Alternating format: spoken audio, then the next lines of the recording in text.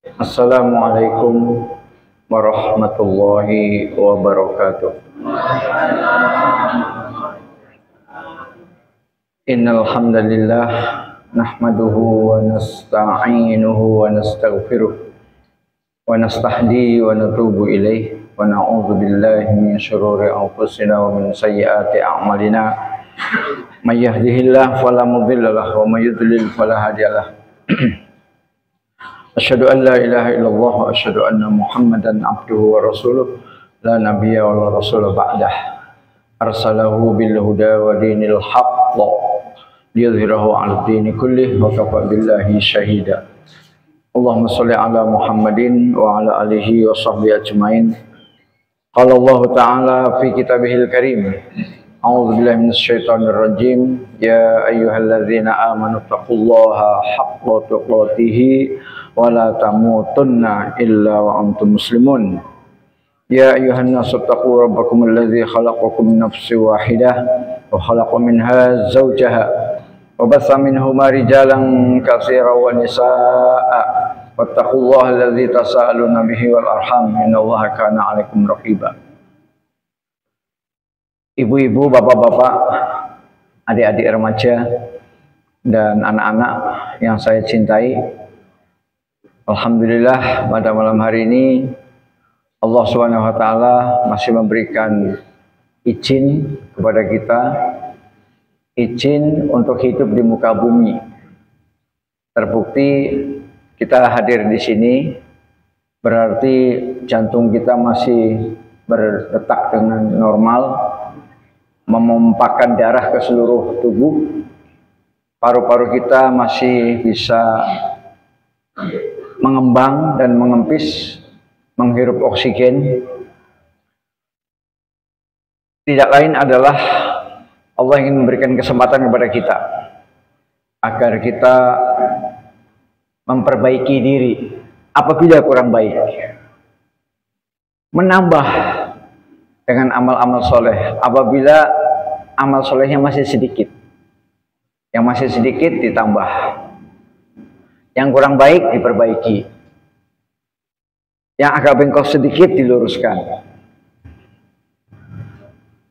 Jadi kalau dengan doa Nabi atau bahasa Nabi adalah waj'alil hayati ziyadatan fi kulli khair. Ya Allah, jadikanlah kehidupanku itu adalah ziyadah, tambahan. Tambahan untuk amal-amal kebaikan. Tambahan untuk pundi-pundi kebaikan. Jadi kalau kita diberikan Allah hidup, kemudian tidak ada tambahan kebaikan, maka kelihatannya percuma hidup. Ya, kelihatannya percuma hidup. Kalau hidup harus ada ziyadah, harus ada tambahan-tambahan kebajikan, pundi-pundi amal soleh. Saya doakan yang hadir sesuai dengan doa masuk masjid. Allahumma ftahli abwaaba rahmatik. Berarti antum semua ini dibukakan oleh Allah pintu-pintu rahmat. Ya.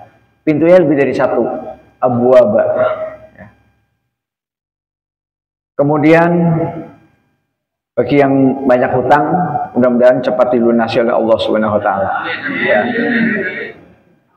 Mengapa demikian? Karena hutang itu menghambat kita masuk surga. Menghambat kita masuk jannah. Dan Nabi Muhammad sallallahu alaihi wasallam, Rasulullah sallallahu alaihi wasallam tidak mau menyolati jenazah yang punya utang. Jenazah yang punya utang, Rasulullah sallallahu alaihi wasallam tidak mau menyolati. Sampai kemudian ada salah seorang sahabat yang angkat tangan. Ya Rasulullah, saya yang jamin utangnya orang itu, saya yang jamin. Setelah ada jaminan, baru Rasulullah mau menyolati. Mudah-mudahan yang hadir ini yang masih bujang cepat mendapatkan jodoh. Amin. Ya. Di belakang kalau ada gadis-gadis, mudah-mudahan cepat mendapatkan pasangan suami yang soleh. Ya. Yang pasti, insya Allah, kalau perjodohan ketemunya di masjid, insya Allah antara solihah dengan solih ketemu. Ya.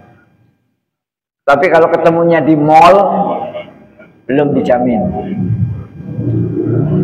Kalau ketemunya di halte bis, terminal, atau di dalam bis damri, atau bis apa saja, itu belum tentu dijamin. Atau ketemunya di kereta, duduk bareng itu, apa kabar mbak? Ya. Itu belum tentu jamin. Kalau di masjid, apalagi sudah istiqomah, rutin pengajian, insya Allah. Bagi bapak-bapak yang masih punya masalah keluarga, istrinya susah diatur, istrinya kebanyakan memberikan kuliah. Ya kalau dikatakan ngomel kayaknya kurang tepat lah ya. Jadi kalau istri berbicara banyak sama suami itu namanya memberi kuliah. Ya. Ya, saya doakan mudah-mudahan menjadi keluarga yang sakinah, mawaddah, warahmah. Amin. Demikian juga istri, ibu-ibu yang suaminya sampai detik ini belum sholat. Saya doakan di forum ini mudah-mudahan suaminya mendapatkan hidayah dari Allah Subhanahu wa taala. Amin. Allahumma hdi umat Muhammad sallallahu alaihi wasallam. Ya Allah, berilah petunjuk dan hidayah kepada umat Nabi Muhammad sallallahu alaihi wasallam, khususon istri bapak-bapak dan suami ibu-ibu.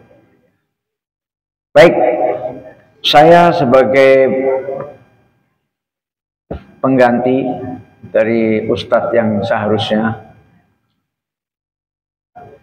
saya kadang-kadang sering menyebut ban serep, ya. Tapi nggak apa-apa, kan sama-sama ban, ya.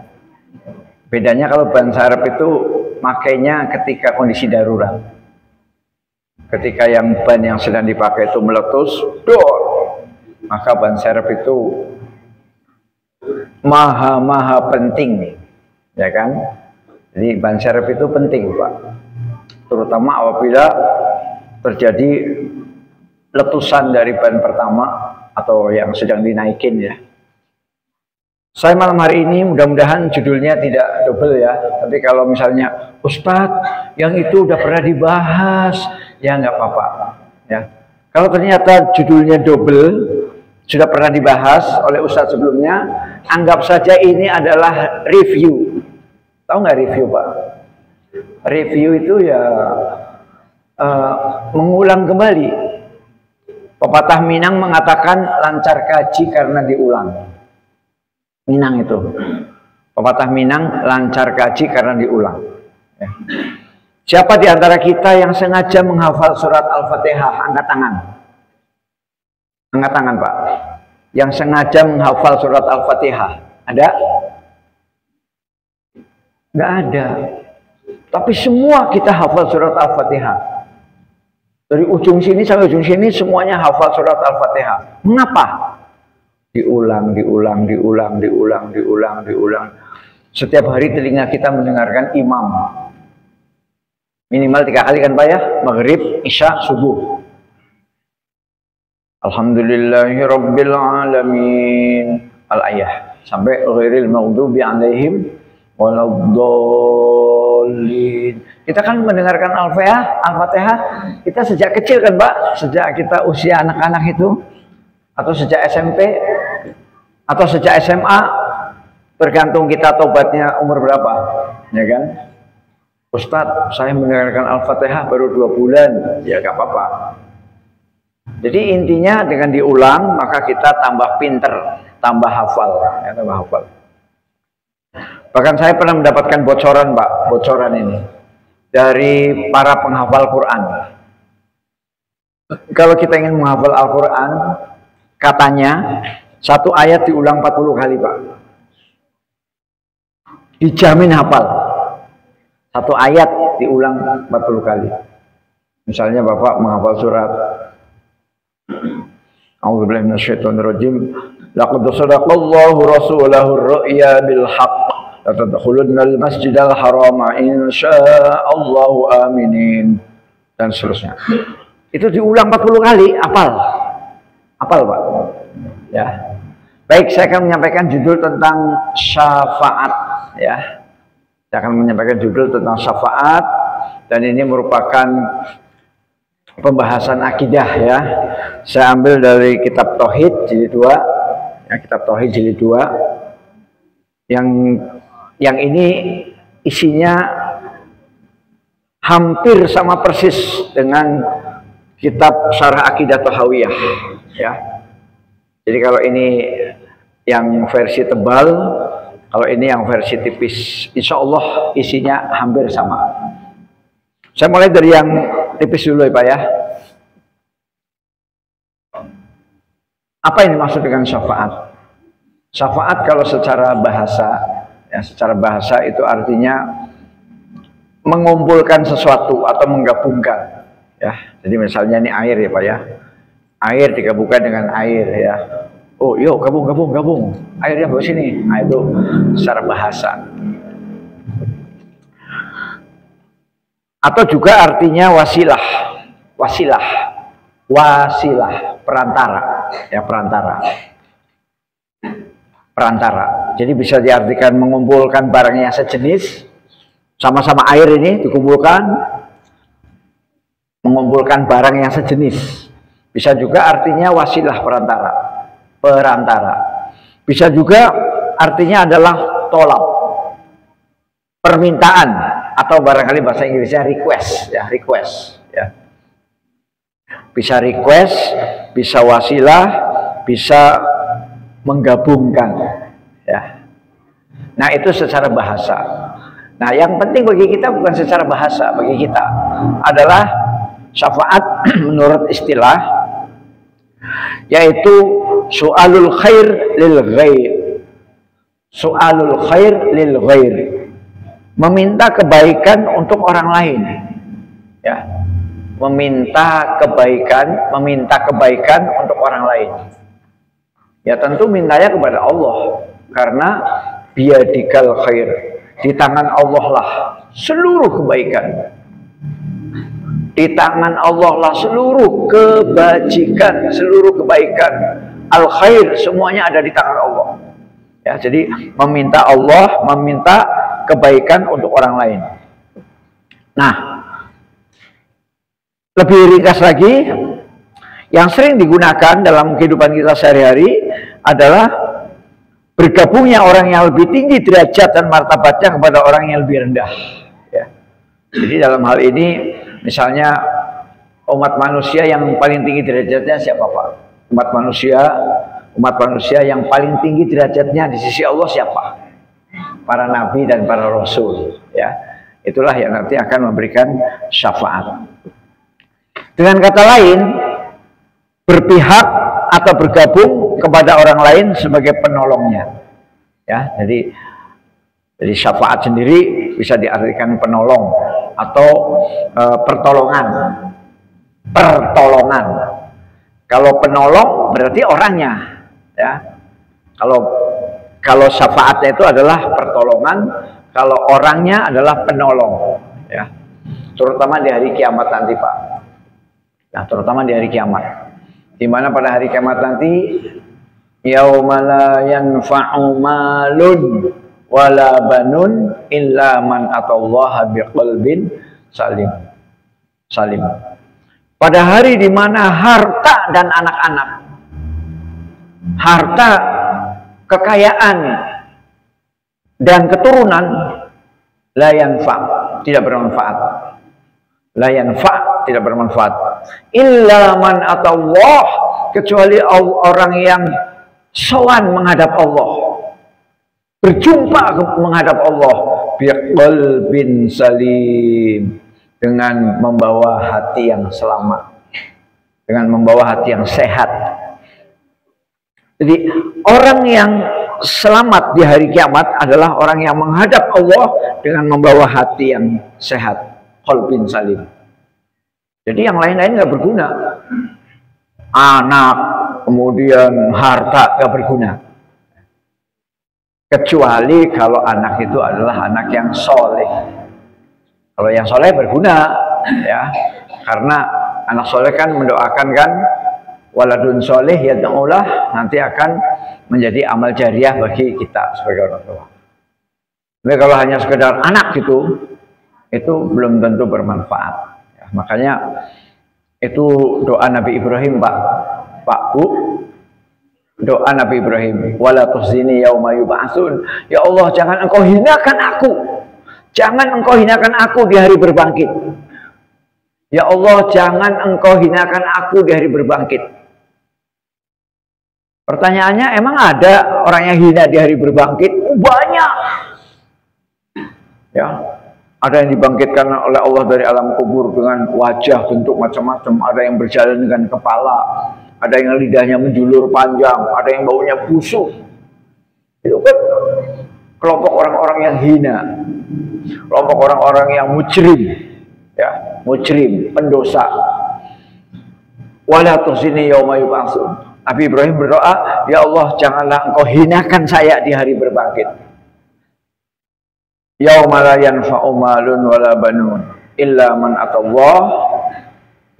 atallaha biqalbin salim, yaitu hari di mana pada saat itu tidak berguna, tidak bermanfaat harta dan anak, kecuali orang yang menghadap Allah dengan hati yang selamat, hati yang sehat, qalbin salim. Nah, jadi kembali ke sini. Di sini jelaskan dalam kitab Tauhid. Jadi sebelum saya membahas ini, Pak, syafaat itu siapa Pak yang memiliki, Pak? Ada yang bisa jawab, Pak? Yang punya syafaat itu siapa? Allah, ya? Ya. Yang punya syafaat itu Allah. Nah, Nabi Muhammad SAW memberikan syafaat dengan izin Allah Subhanahu wa Ta'ala. Malaikat memberikan syafaat kepada kita dengan izin Allah Subhanahu wa Ta'ala. Karena yang punya syafaat hanya Allah. Ya. Pernah tidak Bapak-bapak mendengar hadis, ya? Yaqra'ul Qur'an wa innahu ya'ti yaumal qiyamati syafi'an li ashabi. Pernah nggak mendengar hadis itu? Pernah, ya? Bacalah Al-Quran, karena Al-Quran ini akan datang di hari kiamat memberikan syafaat kepada pembacanya. Jadi Al-Quran akan hadir di hari kiamat memberikan syafaat kepada pembacanya. Nah, itu jelas. Al-Quran kan firman Allah, ya kan, Pak? Syafaat itu milik Allah, Al-Quran firman Allah, sudah selesai. Nggak perlu pembahasan, nggak perlu pembahasan. Mau nggak belajar Al-Quran? Mau nggak ngaji? Mau nggak tilawah, qiraatul Quran? Mau nggak tadabbur Al-Quran? Mau nggak tadarus Al-Quran? Karena itu sudah pasti. Qurannya firman Allah, ya otomatis. Syafaat itu kan dari Allah. Syafaat itu kan milik Allah. Jadi otomatis yang ngaji, yang membaca Al-Quran, otomatis dapat syafaat. Maka rugi besar kalau kita hidup tidak mau membaca Al-Quran.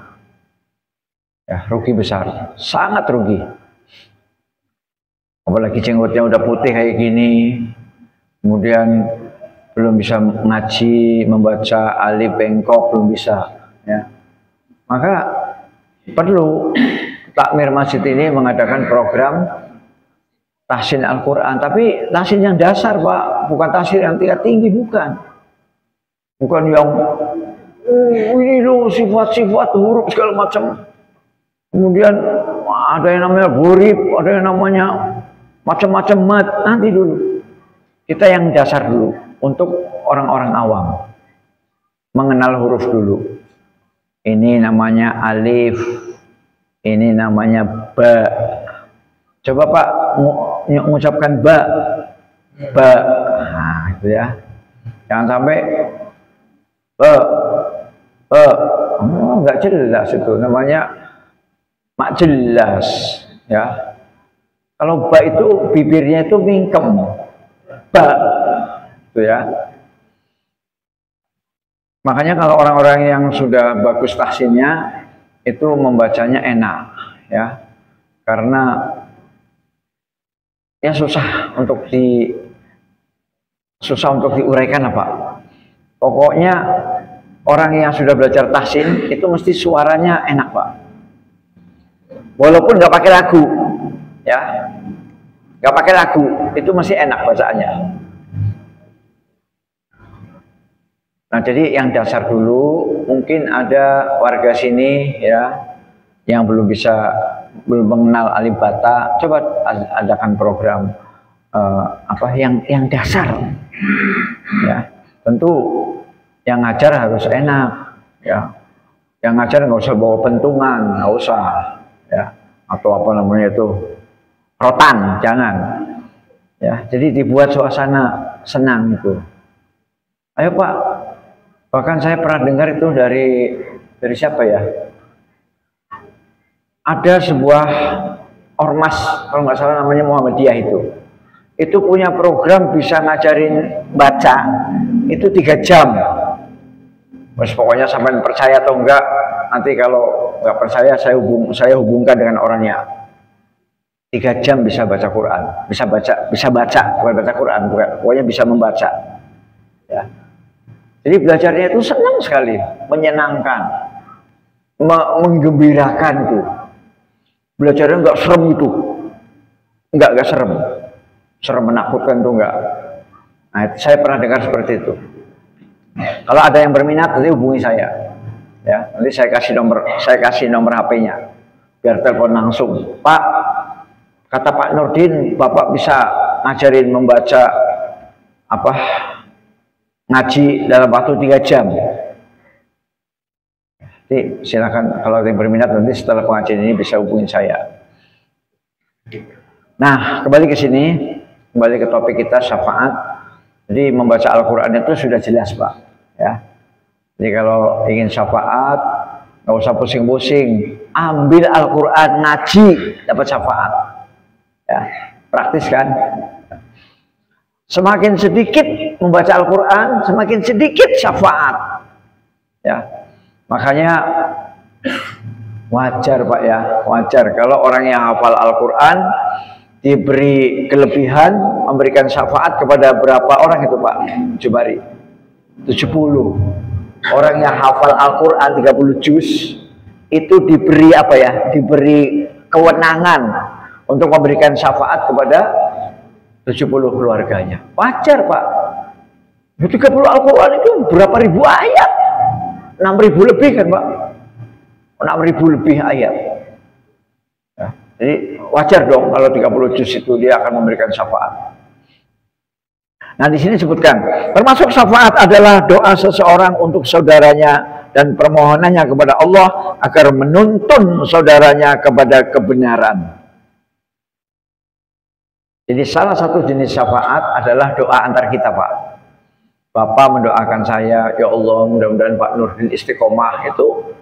Kalau doa Bapak dikabulkan Allah itu syafaat untuk saya. Demikian juga doa saya untuk sampean. Demikian juga doa Pak Jumari untuk adiknya Mas Legino. Doa Mas Legino untuk kakaknya Mas Jumari. Ya Allah mudah-mudahan mamasku istiqomah. Ya Allah mudah-mudahan adikku Legino masuk surga. Itu syafaat. Ya. Doa seseorang untuk saudaranya. Kita jujur Pak, pernah nggak kita mendoakan saudara kita? Nah, jujur aja, jujur. Ya. Dan kalau doa sebutkan namanya, ya, sebutkan namanya. Itu akan lebih terkabul. Ya, jangan, ya Allah, berilah petunjuk kepada manusia seluruh dunia. Boleh berdoa begitu, boleh, nggak salah. Jadi doa itu kan nanti mengenai Barack Obama, mengenai Joe Biden, Xi Jinping dan lain-lain lah ya. Pokoknya namanya seluruh dunia kan. Nah, tapi kalau misalnya kita kasihan dengan seseorang ya, seseorang ini si A lah namanya si A. Kok dinasehati susah, diluruskan susah, ditausiah susah, malah marah. Yang menasehati sudah banyak, sudah 5 ustadz menasehati, nggak mempan. Orang tuanya, mertuanya menasehati, nggak mempan. Nah, maka pakai senjata terakhir, Pak. Pakai senjata terakhir, pakai doa. Syaratnya satu, sebut namanya. Sebut. Ya. Allahumma hdi umat Muhammad sallallahu alaihi wasallam. Ya Allah, berilah petunjuk. Ya Allah, berilah hidayah. Ya Allah, kepada umat Muhammad sallallahu alaihi wasallam, khususon Nurdin. Sebutkan namanya. Saya nggak mau nyebut nama Legino, nggak mau. Nanti berarti Pak Nurdin nganggap Legino masih sesat. Nah, saya nggak mau nyebut nama Legino, tapi saya nyebut nama diri saya. Ya Allah, berilah petunjuk, berilah hidayah ya Allah kepada umat Muhammad sallallahu alaihi wasallam, khususon Nurdin. Oh, ya. Jadi sebutkan namanya, Pak. Jangan hanya sapu jagat saja. Rabbana atina fid dunya hasanah, amin. Wa fil akhirati hasanah, amin. Wa qina adzabannar. Wa sallallahu, ya. Itu namanya doa sapu jagat. Itu boleh, nggak salah, nggak salah. Tapi kalau kita ingin membidik seseorang,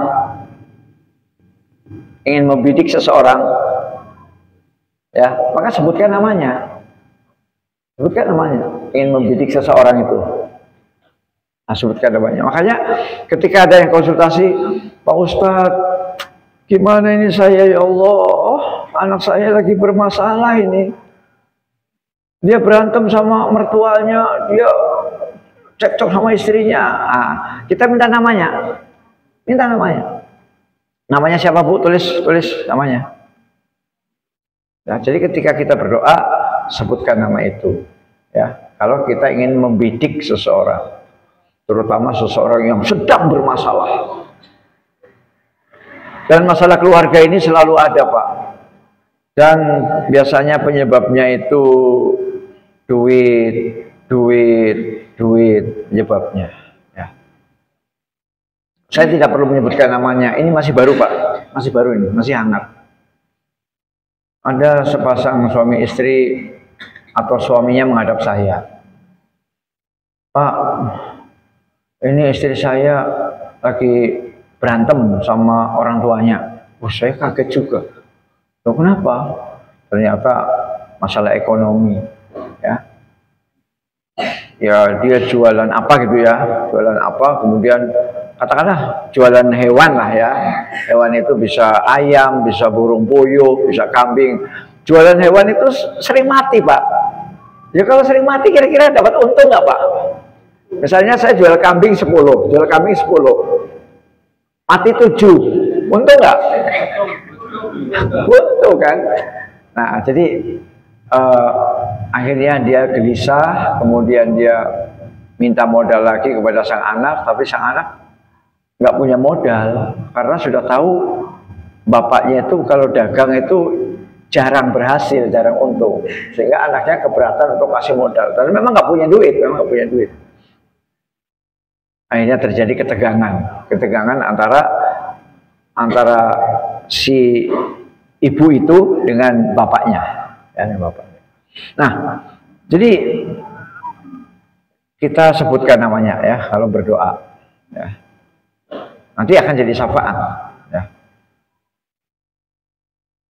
Doa seseorang untuk saudaranya dan permohonannya kepada Allah Azza wa Jalla agar menuntun saudaranya kepada kebenaran. Itu tadi.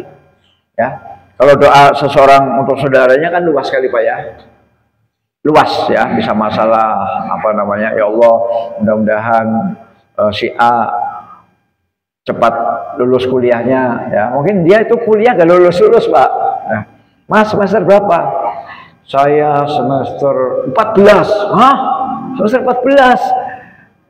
Udah lulus? Belum. Nah, kan kasihan orang tuanya bayar SPP terus kan, bayar UKT terus. Nah, kita doakan mudah-mudahan cepat lulus ya. Kasihan kan, masa infak terus sama universitas. Sedekah infak kan bagusnya kepada fakir miskin kan. Ini infak kepada kepada universitas. Ya. Nah, itu contoh yang secara umum-umum. Ya. Termasuk yang masih bujang-bujang belum dapat jodoh, termasuk gadis-gadis yang belum dapat jodoh, ya itu semuanya doakan. Dan juga doa agar Allah menuntun saudaranya kepada kebenaran. Ya tadi Pak, yang susah dinasehati Pak, yang susah dinasehati, nah itu perlu doa. Atau agar menolak darinya segala mara bahaya. Ya, misalnya orang mau pergi jauh Pak ya, Mas aku pamitan dulu ya. Ya, mau kemana? Saya mau ke Bandung. Nah, kita doakan. Fi amanillah. Fi amanillah. Semoga engkau dijaga, diamankan oleh Allah Subhanahu wa taala. Kalau fi amanillah berarti kan aman. Berarti tidak ada gangguan, tidak ada bahaya. Tidak ada begal, tidak ada copet. Ya. Tidak pecah ban, tidak tenggelam, tidak kebakaran, ya. Itu penting. Kalau ada saudara kita pergi safar, maka jangan lupa doakan fi amanillah. Mudah-mudahan engkau dalam penjagaan dan pengamanan Allah Subhanahu wa taala. Sehingga pulang pergi lancar. Kan ada sih Pak, jalan tahu-tahu kapalnya kebakar, kapal feri, tenggelam. Ya. Maka di bawah Laut Sunda itu banyak kekayaan Pak ya, di bawah Laut Sunda itu. Ya, kapal feri dengan ratusan truk, di dalam truk itu isinya ratusan laptop atau HP tenggelam. Wah, jadi di dasar Laut Sunda itu banyak kekayaan Pak. Silakan yang mau menyelam boleh, ya.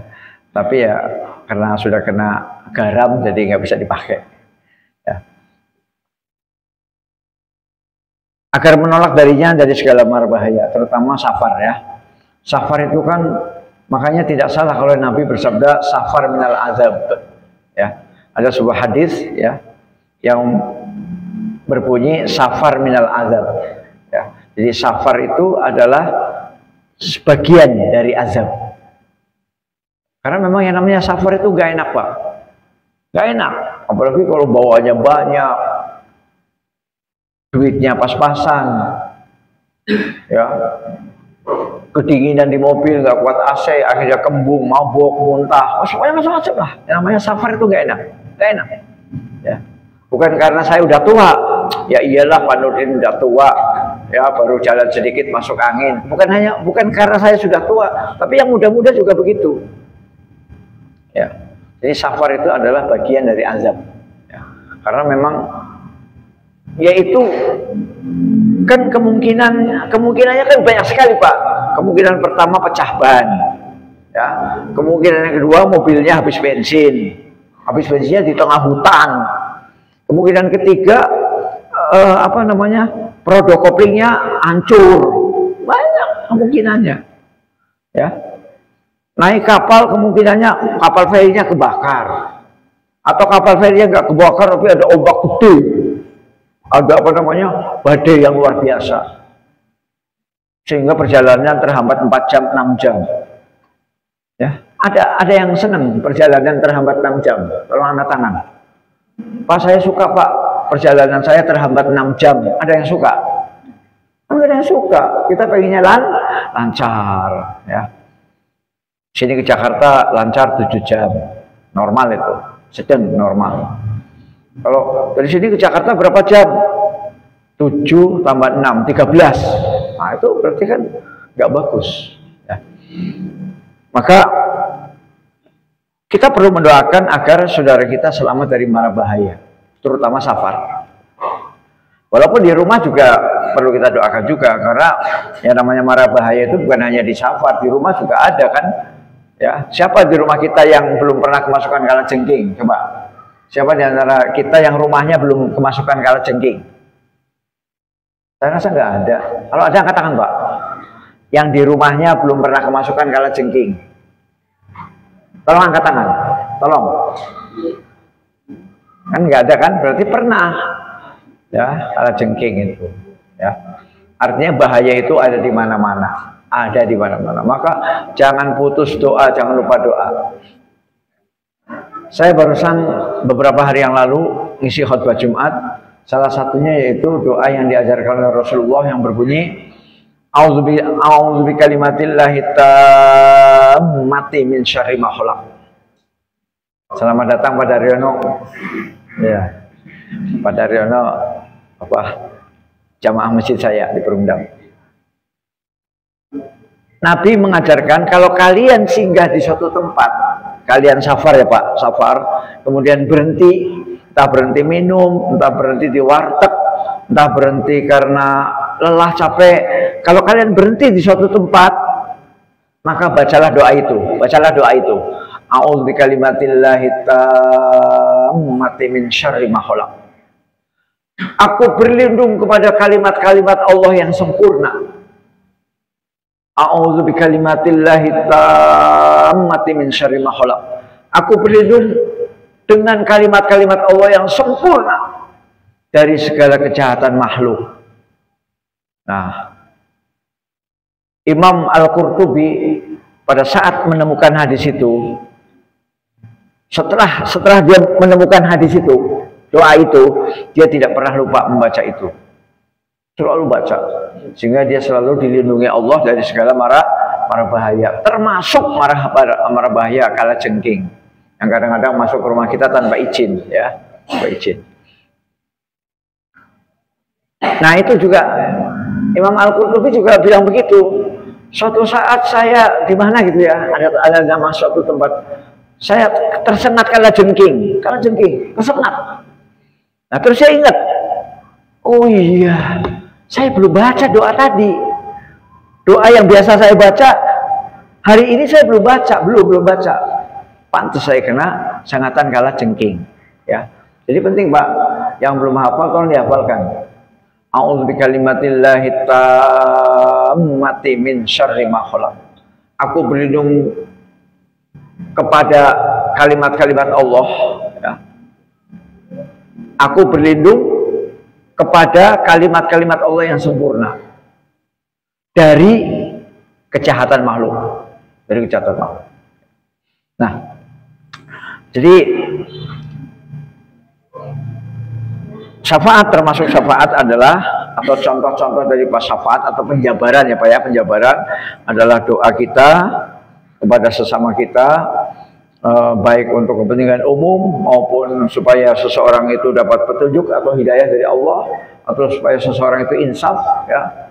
Mungkin ada seseorang yang kerjanya minum terus, suruh berhenti nggak mau, kita doakan. Ya setelah dinasehati dong ya, didoakan, dinasehati. Juga termasuk agar mengampuni segala dosanya. Baik ya. Allahumma gfir lil muslimina wal muslimat wal mu'minina wal mu'minat al ahya'i minhum wal amwat. Yang suka dibaca sama khotib kalau hari Jumat ya. Allahumma gfir, ya Allah ampuni ya Allah. Ampuni ya Allah lil muslimina wal muslimat, untuk orang Islam laki-laki dan untuk orang Islam perempuan, wal mu'minina wal mu'minat, untuk orang beriman laki-laki dan untuk orang beriman perempuan, al ahya'i minhum wal amwat, baik yang masih hidup maupun yang sudah tiada. Nah ini juga termasuk doa sapu jagat Pak ya, sudah termasuk semua, muslim, mukmin, laki-laki, perempuan, masih hidup maupun sudah wafat, kan kena semua Pak, kena semua itu. Mbah kita, kakek kita yang sudah meninggal 100 tahun yang lalu kena doa kita ini ya. Jadi sekali lagi, ada yang doa sifatnya umum, yang bahasa kita itu sapu jagat Pak ya, sapu jagat. Jadi sekali dapat semua. Ada yang sifatnya khusus. Sifatnya khusus kalau kita ingin membidik seseorang. Ya, ingin membidik seseorang. Itu nanti yang khusus disebutkan namanya. Baik itu dilakukan di dunia dari orang hidup untuk orang yang meninggal maupun pada hari kiamat nanti. Ya.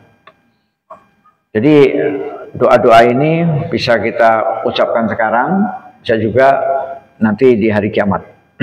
Syafaat merupakan satu sebab dari sekian sebab yang membuat Allah Subhanahu wa Ta'ala berbelas kasih kepada orang yang Dia kasihi dari hambanya. Jadi syafaat ini merupakan salah satu wujud kasih sayang Allah, ya. Jadi syafaat merupakan bentuk Allah berbelas kasih, ya, kepada hambanya. Maka di sini kita harus berterima kasih, Pak, bersyukur, ya, sering-sering memuji Allah, alhamdulillah, ya. Makanya kan kita 17 kali kan, Pak, memuji Allah. Alhamdulillahirabbil alamin. Ya. Kan 17 kali kita membaca Fatihah. Ya, 17 kali sehari semalam memuji Allah. Kenapa kita harus memuji Allah?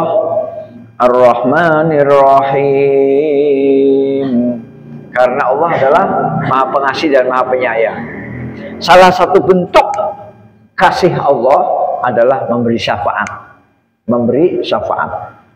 Jadi memberi syafaat adalah salah satu wujud daripada kasih Allah. Lalu lanjutkan sedikit. Maka yang berhak mendapatkan syafaat adalah ahli tauhid. Ya. Jadi ini merupakan sebab yang membuat Allah Subhanahu wa Ta'ala berbelas kasih kepada orang yang Dia kasihi dari hambanya. Jadi Allah ingin berbelas kasih kepada hambanya, ya, hambanya yang dikasihi. Maka yang berhak mendapatkan syafaat adalah ahli tauhid. Yang terhalang adalah ahli syirik.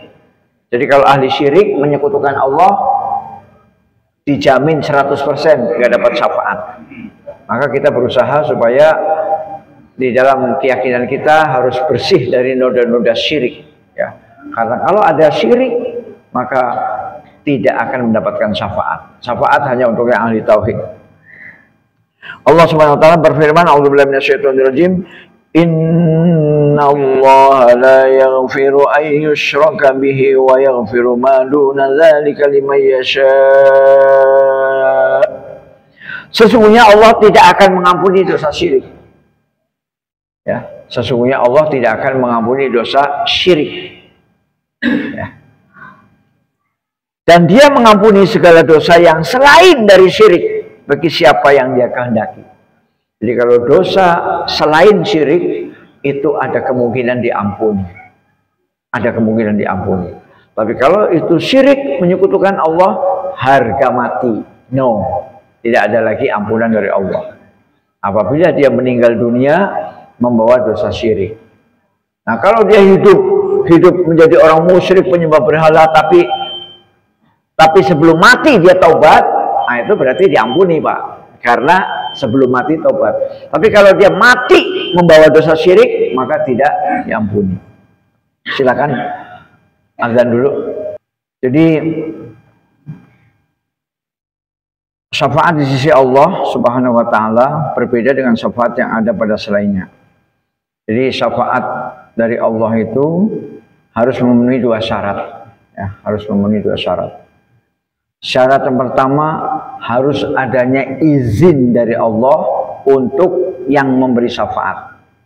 Yang memberi syafaat bisa Rasulullah, bisa malaikat, bisa juga kita. Syaratnya baik Rasulullah maupun malaikat ataupun kita harus dapat izin dari Allah. Ya. Dalilnya sangat banyak, dalilnya saya bacakan satu saja dalilnya. A'udzubillahi minasyaitonirrajim. Man dzalladzi yashfa'u 'indahu illa biiznih. Siapakah yang dapat memberikan syafaat di sisi Allah tanpa izinnya? Siapa yang bisa memberi syafaat di sisi Allah tanpa izinnya? Nah, jadi artinya syafaat itu harus dengan izin Allah. Ya. Jadi siapapun yang akan memberikan syafaat, baik itu Rasulullah maupun malaikat, itu harus dapat izin dari Allah. Ini syarat pertama. Syarat yang kedua, ridho terhadap orang yang akan disyafaati. Jadi Allah Subhanahu wa Ta'ala harus ridho dulu.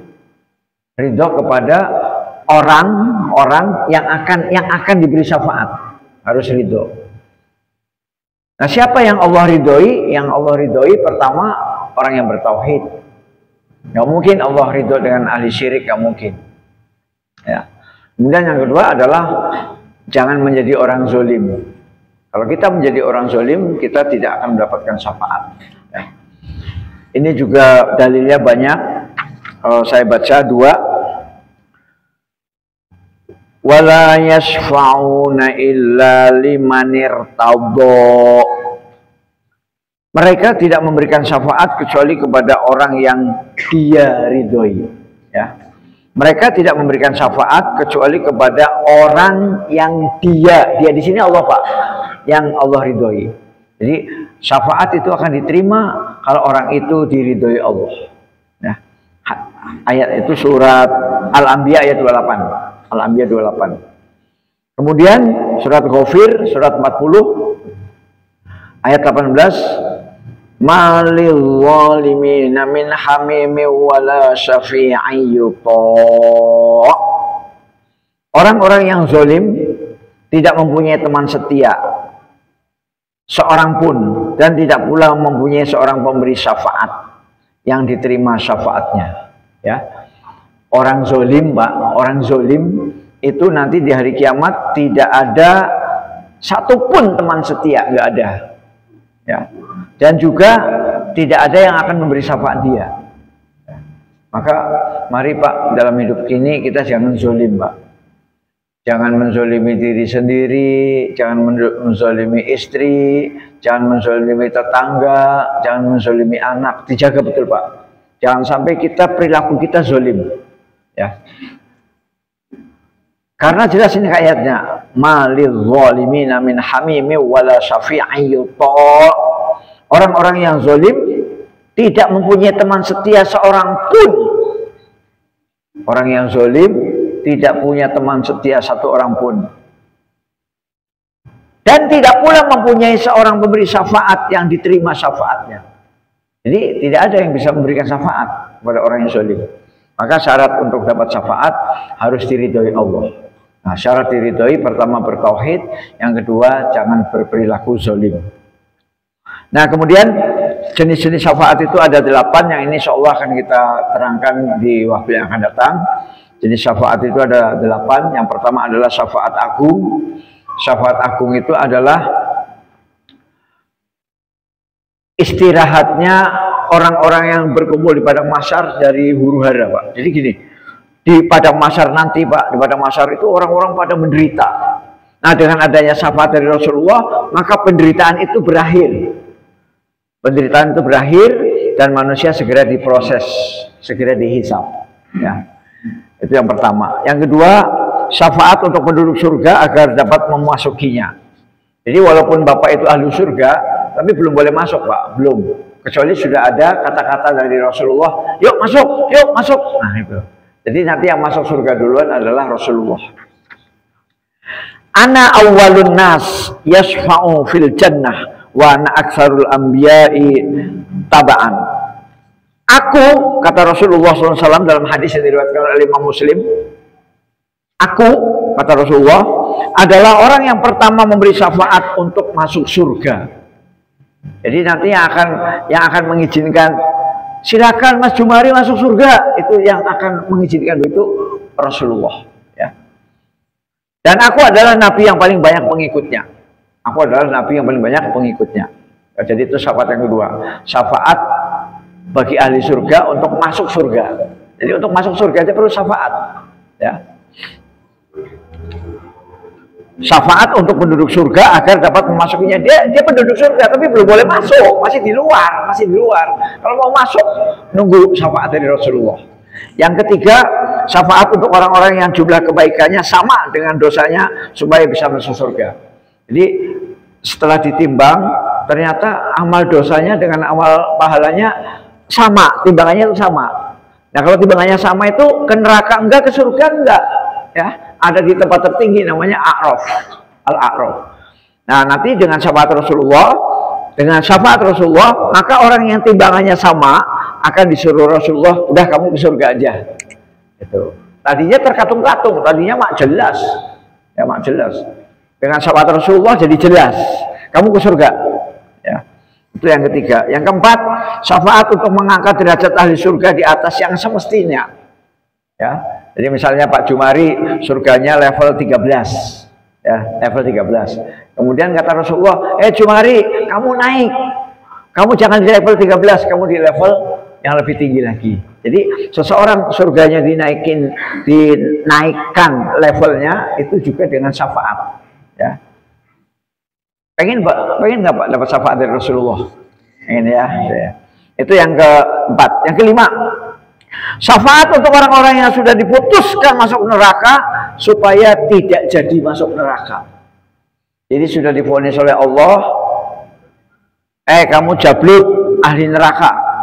Ya, ada seseorang namanya jablut, kamu ahli neraka. Kemudian Rasulullah melihat, mungkin dengan berbagai pertimbangan ya, kayaknya jablut ini dulu rajin sholat, walaupun sholatnya nggak khusyuk, terus sering baca sholawat. Nah, kira-kira mungkin semacam pertimbangannya betul. Udah, jablut masuk, kamu nggak jadi ke neraka, nggak jadi. Nah, jadi orang yang sudah divonis masuk neraka kemudian di cancel. Yang mengancel sebenarnya Allah, bukan Nabi Muhammad, bukan Allah, tapi melalui mulut Nabi Muhammad. Ya, itu yang kelima. Yang keenam, syafaat untuk orang-orang agar bisa masuk surga tanpa hisab. Nah, kalau kita mau yang tanpa hisab, ya kita harus serius beragama ini, jangan main-main. Yang ketujuh, syafaat untuk mengeluarkan orang-orang Islam. Saya garis bawahi Pak ya. Tinggal dua lagi. Syafaat untuk mengeluarkan orang-orang Islam yang berdosa besar, yang telah masuk dalam neraka, agar dikeluarkan dari neraka. Ya. Dia Muslim dia yakin, asyhadu an la ilaha illallah wa asyhadu anna Muhammadar Rasulullah.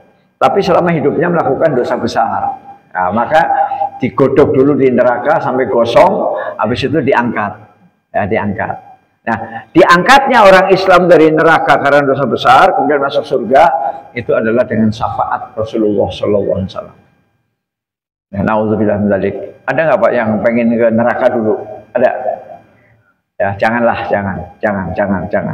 Yang kedelapan, yang terakhir ini, yang kedelapan, syafaat Rasulullah untuk meringankan siksa atas pamannya Abu Thalib. Ya, jadi Abu Thalib paman Rasulullah itu kan selama hidupnya kan membantu Rasulullah. Ya, jadi decking, jadi backing apa decking saya nggak tahu lah. Pokoknya melindungi Rasulullah. Tapi pada saat meninggal dunia disuruh membaca syahadat, Abu Thalib itu melihat Abu Jahal. Nah, maka meninggal dunia dalam keadaan tidak mau bersyahadat. Nah, sehingga dia ahli neraka, tetapi nerakanya dipilih yang paling ringan. Ya. Nah, Abu Thalib masuk neraka, tapi nerakanya dipilih yang paling ringan, itu berdasarkan syafaat dari Rasulullah Sallallahu Alaihi Wasallam. Ya. Terus terakhir yaitu tadi di dalam salah satu riwayat bahwa neraka yang paling ringan apabila terompah kita, sandal kita menginjak kerikil neraka, maka ubun-ubun kita mendidih. Ya, itu siksaan neraka yang paling ringan. Nauzubillah summa nauzubillah. Saya kira itu saja. Wabillahi taufiq wal hidayah. Assalamualaikum warahmatullahi wabarakatuh.